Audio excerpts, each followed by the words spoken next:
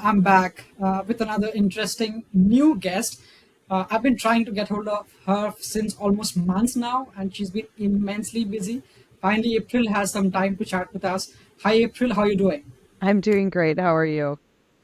April doing good. Monday afternoon. You can't expect it will be better. It's crazy. Just Right. sailing through the day, hangover of the weekend. So ideally, I do introduction of all my guests, but if you ask me, do I need to introduce April to my audience? I don't think so, right? But still, I'll do an introduction because I've got a varied audience, credit unions, community banks, and fintechs. So April is the president and CEO of Michigan State University Federal Credit Union.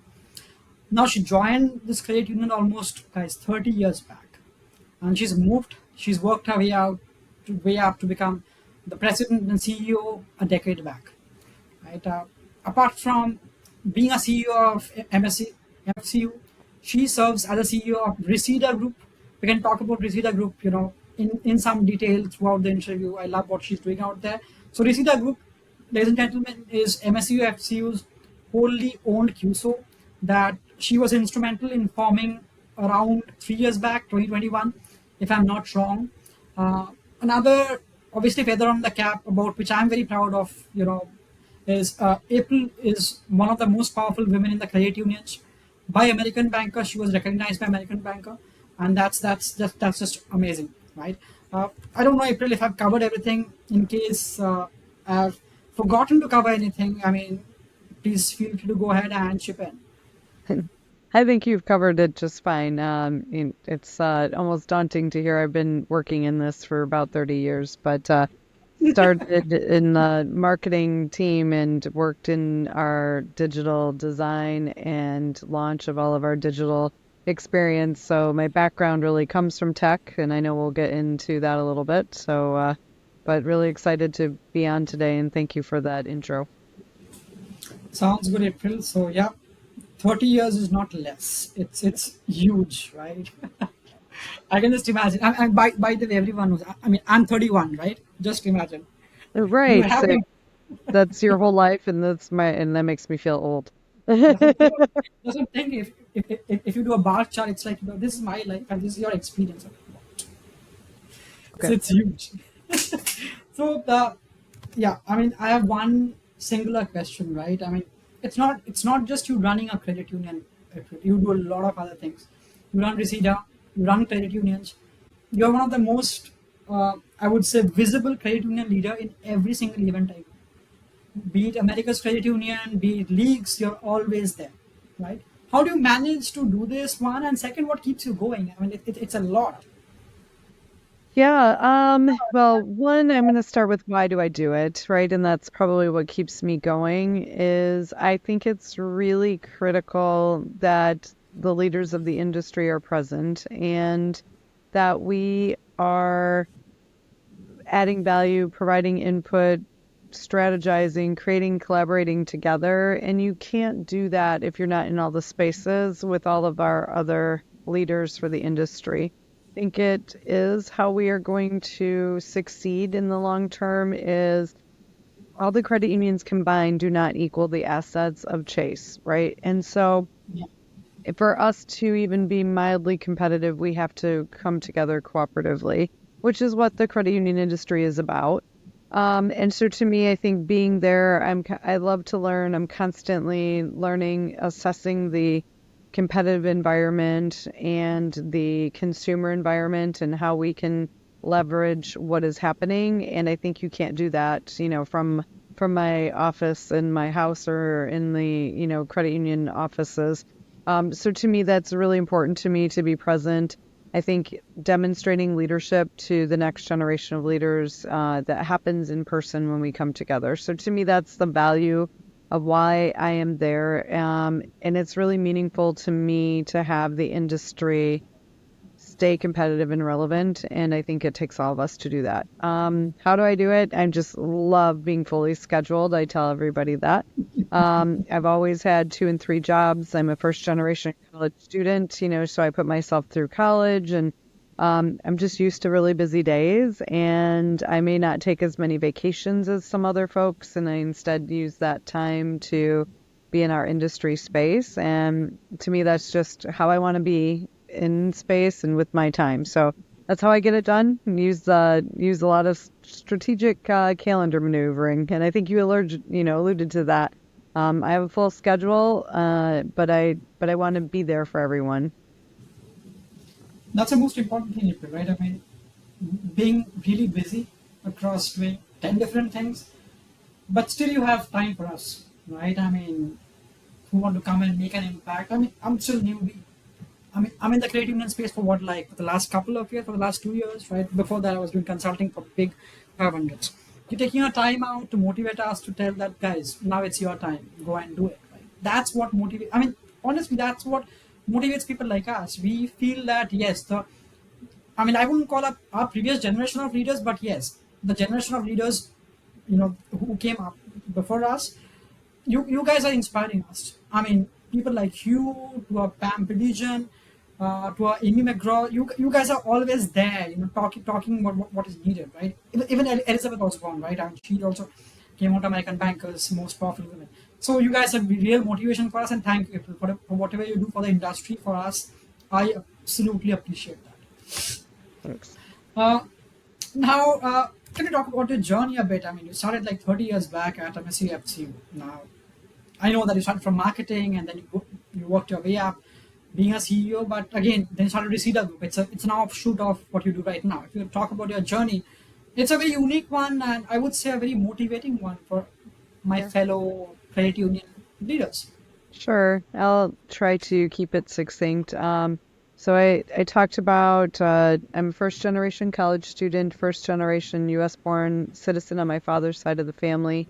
Had lots of desire to grow and be successful. So after college, did a few other jobs and then landed at the credit union. I started in our marketing team, pre-digital world, traditional marketing. In the year 2000, my predecessor, who had been named our CEO, had a specific intention to have our credit union be very digital. We serve university students. The campus was wired now with Ethernet, and our members were demanding some online services. And so I really went on a journey of surveying the members, determining how they would work with us, and then we literally created all of our digital assets at the credit union. So not just our first website but also home banking and ultimately mobile apps and digital experiences, live chat, everything that you can picture happening in a digital service experience we created at the credit union. And that was my job to lead those initiatives and hire the software developers. We didn't, have all the terms that you know of today, but we had UX and UI designers and really work through what is the structure. And so I tell everybody I was uniquely positioned to continue moving up in my career because I literally had to learn all of what I would call an analog process and digitize it. So I had to know when someone called and they had a concern, how would we replicate that in an online service experience? How would we open the accounts? How are people transacting with our employees that they could self-serve now? And so I did all of that research and then, helped draw and design those systems to connect and work together and pass data, which kind of led to our next, what I think makes us unique is we are a very data-driven organization, and we have utilized data for how we use data to communicate, how we use data to set up new systems and what we are working on within how our members function. And we are very data driven in those things. And so all of that came out of that. Fast forward through those years, that was probably about, 8, 9 years of my career is leading those teams plus our marketing team. My CEO at the time in 2010 was 5 years away from retirement and planning to leave. He had a succession plan. I was one of two individuals that he was advancing to be a possible successor candidate. And so then we went into some reorganization, and I had new responsibilities of my, yesterday peers now reporting to me. And then ultimately I became the COO and had all areas report to me. until the last, and he was announced his retirement in 14, and for 1 year we did some transition time as the board did select me as the internal candidate. So, over time, certainly spend time learning uh, from everyone else in the organization and my leadership. I was responsible for areas I had not managed in the past, and so really took on a variety of incremental learning steps in those last 5 years, including board and management and board Mhm. meetings and all of the things that I didn't have to worry about before, but became my responsibility. So did that up until 2015, and I spent the last 9+ years as the CEO of the credit union. Interesting. I mean, I'll ask you one offshoot question since you focus lot Sure. on data, right? I mean, that's what I do for a living. I'm a data scientist. Right? So what I understand, April, is like you've walked all the 9 yards from analog to digital. I would say digitalization and not digitalization. Yeah, I would say digitization, analog to digitization, and then making all things digital, right? So you've walked the entire path. And you mentioned a couple of times that you focus a lot on using data for decisioning, for important decisioning, be it even uh, member servicing to member experience to product development, prospecting, I mean, even risk management, right? So how are you using data at MSUFCU right now to arrive at actionable insights and actionable decisions? Yeah. So we have an industry partner named Trellance, and they are our data warehouse folks. And but what that does is permit us a few things. So we have, uh, you know, connectivity in two Snowflake environments, right, of our data plus some of our partner data, which is very unique. So we can take in data from partners, put it with our data to create better insights and outputs.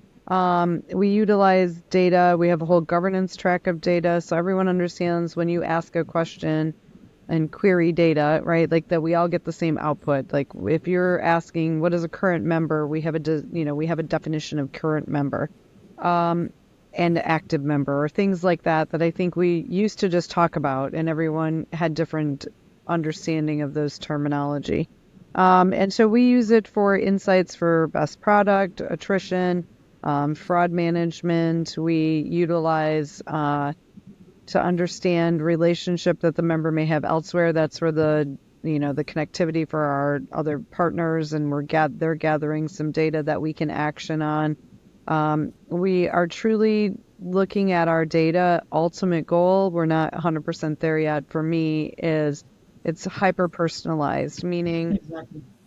we have the data and you log into your home banking and maybe it's almost like the Google of the old days, and instead of getting all the things, you ask it questions like, what is the best product for me? Or, can I afford to buy this? And I want to see my balance. Or, and so we can serve up one-to-one information that is unique to each member is what the journey is designed to bring us into the next at this next journey of digital, in my opinion. And that's what we're working towards.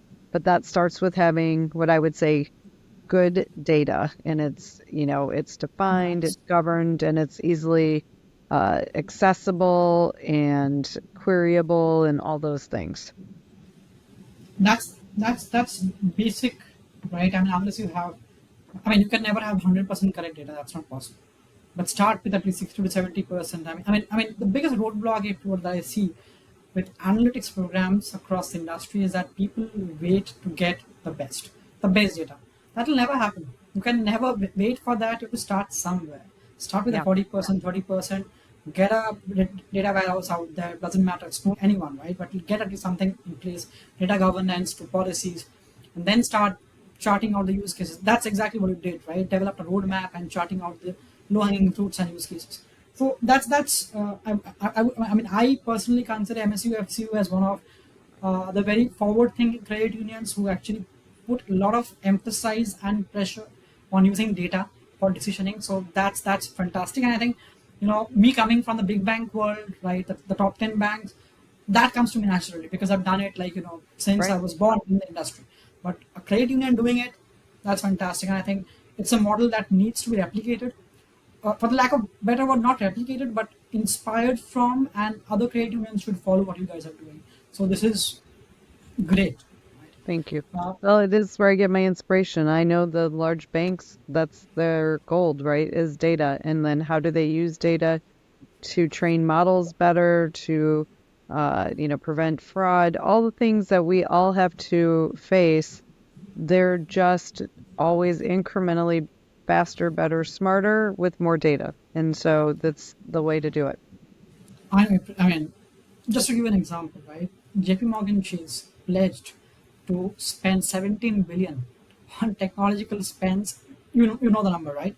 Yeah. So we as credit union industry, unless if you want to make even a marginal impact to compete against the fintechs and the big guys, this is the only time to go and pull our socks up, this data, before digital to go and do something. But this is Right. absolutely, And I I don't mean, have that budget, that's for sure. exactly. I mean, it's impossible to have that amount of budget, right? I mean, a Yeah. Chase. I was just reading uh, a statement, right? I mean, a Chase moves like more than $1 trillion every single day. Chase. I mean, literally, Chase is talking about we bank countries, we bank nations, right? That's a different scale. But at the end of the day, I mean, it's great that what they're doing. But for a credit union like you, it's inspirational that it's great. One quick question across your philosophy of leadership right now, since you do wear multiple hats and change multiple roles, being a CEO candidate, now finally being to a CEO candidate, now running Reseda as well as MSUFCU. What are the basic principles and I would say philosophies that you have, April, that you always stick to while leading a team, and you think that those should be the cornerstone for doing anything in the ecosystem? Well, for me personally, uh, I work really hard to be what I hope for, right, is authentically me. And when I say that, in my journey, I thought I needed to act differently than, I maybe am as a person. I thought that there was a persona of being the CEO. And, you spend a lot of time trying to perfect that shell. And then you spend too much energy on that, and you don't have any energy left to do the work that is needed. And so for me, it was embracing this is me. I'm a, very busy, active, direct person who talks with her hands. And, that's just, I think people know when they chat with me that this is authentically who I am. And I'm approachable, I'm accessible. And I think that makes a difference. The larger of an organization you are, people still want to know who the leader is. They want to know what the leader stands for. They want to know the leader can be trusted. And that's really important to me. And then, my philosophy at our credit union is I'm transparent with information. We tell people what is happening. We tell them if there are some challenging times. We celebrate our successes, but everyone knows what's happening and the why it's happening. Um, I do regular communications to our employees. Everyone has access to meet with me. I meet with all new hires every month. I think a lot of things that I do are done by great leaders in our industry, across the board. That's just specific to me, very vested in our teams, um, and making time, right, to meet with anyone who would like to. I had a meeting with an employee who got on my calendar today, right, to talk about he wanted to know where I see certain things headed and what can his team do to be a part of that. And on the other hand, I think for me, the other part of what we do is really work collaboratively with our board. The board is a partner in the work that we're doing, and so similar concepts of communication and transparency for me, right back to the board, right? There's no surprises, a lot of board engagement on our journey, and I think that makes us a cohesive team of leadership of the board and management, and I think that's really important. I mean, that's what I find very unique in the creative and ecosystem till now is you're well connected to the board as well as you meet new hires. Believe me, April. I mean, I'm a kid. Okay, let's realize, let's face. I'm a kid to you. I know you're like my American mama. I know, but still, I've never ever seen ever in my life. Apart from the creating an ecosystem, that new hires get a chance to meet the CEO. It Right. never happens. Yeah. This is great. I used to hear about that these are philosophies on the policies and on the manuals, but to doing it, it's amazing. And I think you should write more on that, right? That's a side of you people might not know, but you should talk Yeah. about that more, right? How approachable you are. I mean, not only approachable. I mean, it's your way of leadership. Because if a kid from a campus joins MSUFCU and Right. gets to spend half an hour with you, that's a lesson that person will take for the entire life to get that wisdom and understanding and that motivation that yes, I will do something for her. That's pretty great, April. So appreciate that, right? Now, uh, another difficult question, controversial question, right? That no one loves answering, but still I ask is, uh, obviously being a female, right? It's not been easy. I mean, there are not many female CEOs in top. If you look at the top 50 credit unions, not many female CEOs. The female CEOs are mostly seen in smaller credit unions, is what I've noticed, right? And that's what now data says.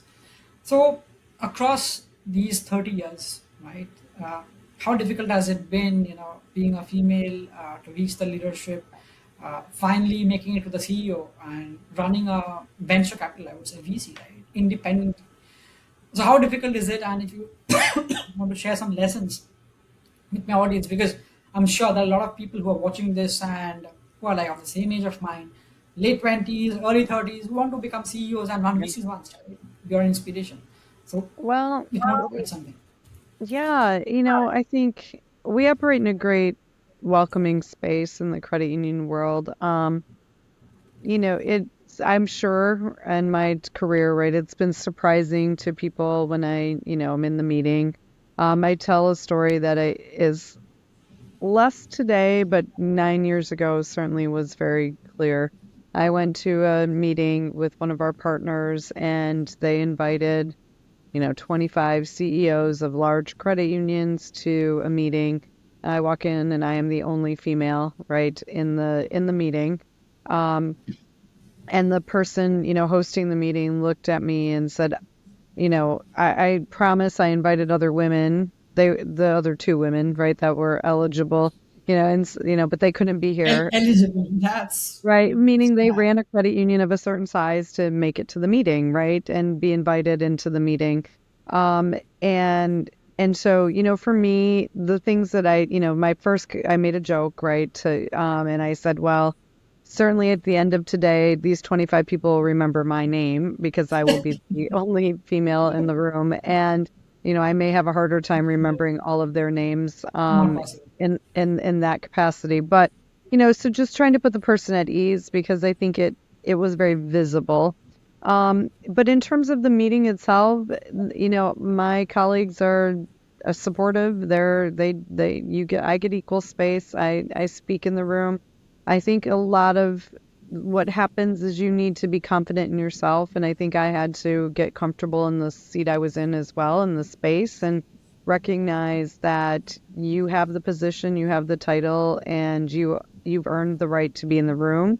The things that I make sure I do as a leader in the industry or anything that I am involved in or associated with, I make sure that, women, people of color, people from different backgrounds and ethnicities are always included in the what I would consider a candidate pool, right, to be Yeah, a future fellow board member. I talk a lot about that's important, right? I may be the first female, but there certainly won't be a second if I didn't say yes. And exactly. so it's not always easy to be first, but you have with that comes responsibility to bring others along with you, and I take that very seriously, and that's part of what I do. Certain folks definitely are surprised, right? Like, oh, your credit union has achieved this, or you've done something that they didn't think would be possible. I think, but it's, you go back and forth. I would say in my earlier career when I was much younger and an employee and not a leader, I experienced more challenges being female in the workplace than as the leader. So I would say employee level positions were harder. People were far more inappropriate. And I think it was space and time, to be honest. That was the early 90s. I think between in those 30 years, we have as a society given people voice and agency to tell somebody this is not appropriate, this is, not professional.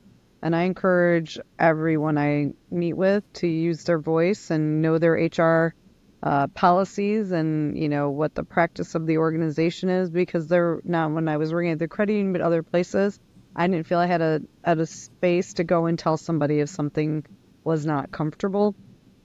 And so, you definitely have those experiences and, people use the terminology, microaggressions. I think that, happens in some spaces, but, in the workplace that I like to have at the credit union, I hope we don't have that type of environment. Now that's good to hear it, Pradhan. I mean, just a random idea, since I'm talking to a person who leads a VC, right? My random idea right now is that why not start a mentorship, maybe track within the podcast itself, where actually I found groups of 20 leaders, 20 women leaders who want to excel. And maybe, have someone like a you or Pam Holler, come and mentor them, because at the end of the day, they want to become the next April. And how do you do it? Right. You interact with them, guide them for the next part of their career, right? Yeah. Maybe that's another way to look into it. The next step for this podcast. I didn't know what to do with this podcast. This podcast is. Yeah. I mean, I've never thought that I'll start a podcast in the first place. I've started it. I don't know what to do next. I'm just Right. interviewing people around, and people have been Yeah. kind to me. That's all. No, it's certainly there's what, to be the next level leader, you definitely have to work to demonstrate your abilities to do that. And I tell everybody, it's not just being the best performer at the job assignment you have, right? Because technical skill is fantastic and it means you can work better, faster, smarter than maybe some other folks. But the leadership journey is not just about your technical skills. It is about, can I accomplish this work better and at the next level if I engage two other folks in the organization to help contribute what they know that I may not know, that I don't even know. And so to me, leadership is caring about the success of other folks, and that's really important. And so, we talk a lot about being a human leader is not easy, and you're not evaluated on your own output anymore. You're evaluated on the output of others, and that's not something that everyone gets a direct correlation to, if that makes sense. That absolutely makes sense. I look at leadership in the same way, right? I mean, my role, obviously, I'm not as experienced as you, but I run P&L. I run the entire business for EXL, for credit unions and community banks. I've got a bunch of portfolio to look at. I think the role of a leader is being like, a master of an opera, right? You're just working on making things at the right place. You don't get, it's obvious that you don't know everything. You don't know how to code. Come on, obviously you don't have time to learn how to code, but you need to get someone who knows how to code. You need to have someone who understands operations and someone who understands digital transformation. So connecting all the dots. That's what Steve Jobs already talked about like years back. That you cannot. The essence was it. It doesn't matter what you're doing right now, but after a few years, you'll always understand that those dots did connect and it did make an impact. So it's about that continuous transformation that you're doing at MSUFCU, and that has actually led you to a position that people aspire to be at. Right. So that's amazing. Let's talk about quickly about Reseda Group. I know it's Yeah, new of a concept, right? I, sure. I mean, I have friends in PVCs outside, right? The bigger ones, the Sequoias and the Tiger Globals. But when I came to the credit union ecosystem, I was surprised to know that we have an ecosystem of our own. We don't need to go to these guys. Not the Sequoias. I don't know. I don't know to name Right. anyone. It's controversial, but still, we don't need to Yep. go outside. We can talk to people like you. That April, Right. this is what my idea is, and I want to bring transformation within the ecosystem. And you go and invest in innovative firms to help them grow, And at the end of the day, it's one single, motive, right? Helping members get a better service. So if you want to talk about Reseda very quickly, I mean, it'll be a good value addition for my audience that this type of VC exists in the credit union ecosystem. So we started Reseda, as you said, 3 years ago. The credit Mhm. union has a federal charter. We have a cap on how much we can invest in other, what we call CUSOs, credit union service organizations, have to be providing a product or service that a credit union could purchase. As we did a lot of work with our new fintechs and they wanted to bring their products to the credit union industry, they were looking to not only have us as a client, but then to be an investor. And so we started, this portfolio where we used our 1% cap limit. And then it's grown in the last 3 years. So we are at our cap. Our board has authorized us to spend the whole 1% in a various investments. We have about 25 technology investments where we have a minority investment position in a variety of mostly fintechs Mhm. where they're bringing products and services to the industry that we thought were relevant for our members to have access to. And that helps then, of course, for that product or service to be available to all credit unions. And so we have the ability to make the investment. We also take a board position, very much like a VC person, right? You get Yeah. our investment, we have a board position. That means that we're monitoring our investment, we're helping with the roadmap, we're bringing a credit union perspective on the development of what the product functions and features could be. And so for us, we had this history, as we talked about, of we made everything ourselves at the credit union. And now technology, rate of speed and adoption and new technology tools are fast. And so these 26 companies all had something that we thought we would have made maybe in the past, but we couldn't make it fast enough to be competitive. So instead of building ourselves, we're investing in having access to, these modules of tech that are very niche and personalized that are necessary for our long-term engagement Mhm. with members. So we have a portfolio. We've also sold and make some things. So we have a product section of Reseda. So we have investments, we have products that we own and manage, and then we have some wholly owned suppliers downstream. So our printing company and our ad agency are in there as well. Mhm. And so, like you said, in running another company, it's about a $70 million portfolio. And we have quarterly board meetings, so more governance, more meetings, more teams, to keep moving forward. But that's the fun part for me. I love to build, I love to create, I love to see where consumer behavior is headed in the future and to make sure that we are prepared for that future. And this is the best way that we could see a path to being successful in that future. I mean, that's the reason I tell almost everyone, right? I mean, we need people. We need leaders like you to come and motivate us, that guys. We are there for you, right? I mean, that's what at least. I mean, I've spoken to a bunch of your portfolio companies as CEOs, right? All of them are, they have one thing in common. They talk about that. We know that Reseda is there with us, right? It doesn't matter what we are doing. So that amount of confidence, comfort that you provide in a growing, budding fintech who has that same vision, that's really great. And we as in the ecosystem, we are thankful for whatever you do to be my friends. Thank you about that. Yeah. I Well, know we are already. Yeah, go ahead, please. no, if we invest in the company, one, we thought it was worth our investment in the product output. And two, we feel very compelled to ensure their success, right? Like, and for them, for their own longevity, but also to protect our investment. And you can't make the investment and leave someone alone, right? That they won't be successful. It goes back to my first comment. We need to work together. We need to collaborate and innovate to move us forward. And so for us, we bring all of our partner companies together quarterly. We have a summit so we can all learn and grow together, be more successful. And I think that's how we win, right? Like you win when you work together. It's not a solo race in this case. It's never, specifically in credit unions, it's never. You need to have those. I mean, if I term exactly April, you are a connective tissue. connective tissue between all of them and doing all the good things. Right? So this is great. I mean, I want to be respectful of the time because it's Yep. difficult to get your time, and I also to jump into the meeting.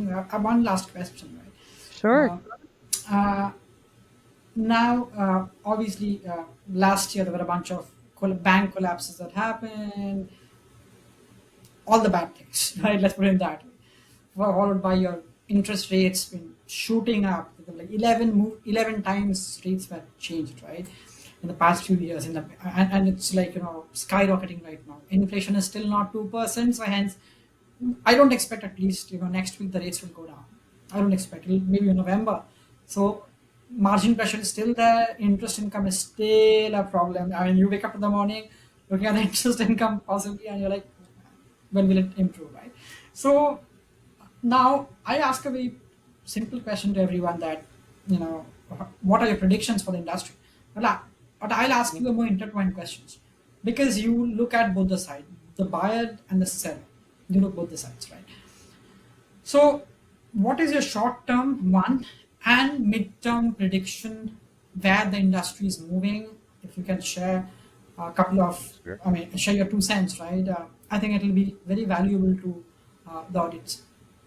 Well, I definitely think because we are in an economic macro conditions where the money supply is shrinking, in the short term, we are all, every financial institution are competing for consumer dollars and relationships. And I think when you do that level of competition, it's more expensive. It is a net zero game, right? Like it's zero sum game. Like if I generate a new member, it's likely because they left someone else to bring their relationship to us. So that's even more expensive on acquisition of, new members. So I think what we keep seeing in our industry, and I was just at a board meeting for another organization I'm a part of this weekend, and they asked like, what do you see? Well, in credit union land, there's under 4,500 credit unions today.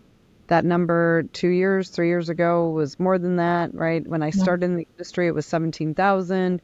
Um, Unfortunately, I think we're still in a consolidation path, and because it's just more expensive to do business.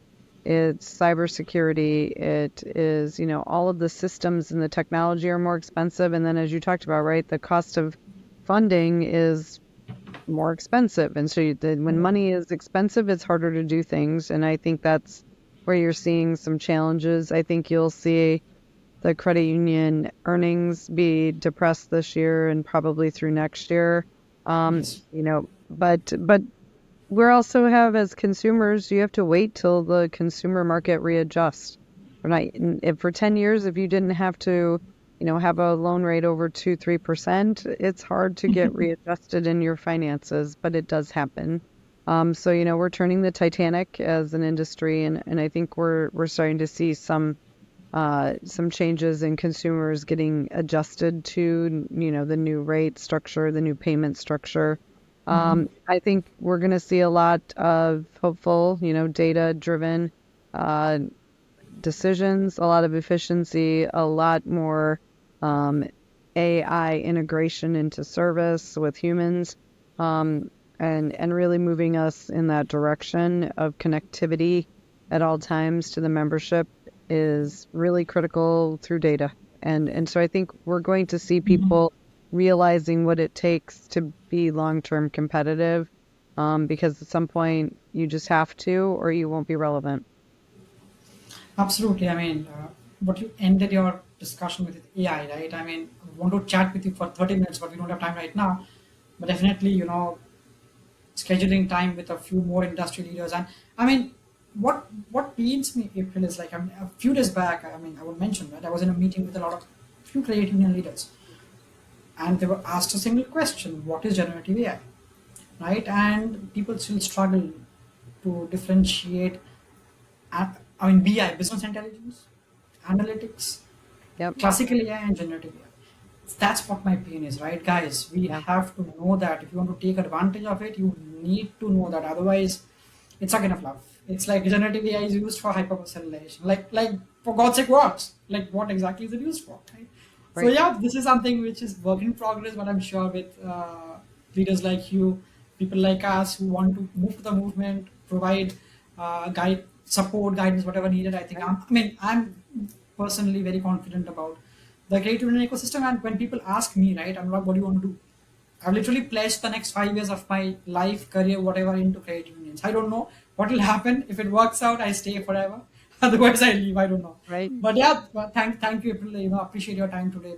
This was really great. Thank you. Appreciate the invite to be on your show. Thank you very much. Absolutely.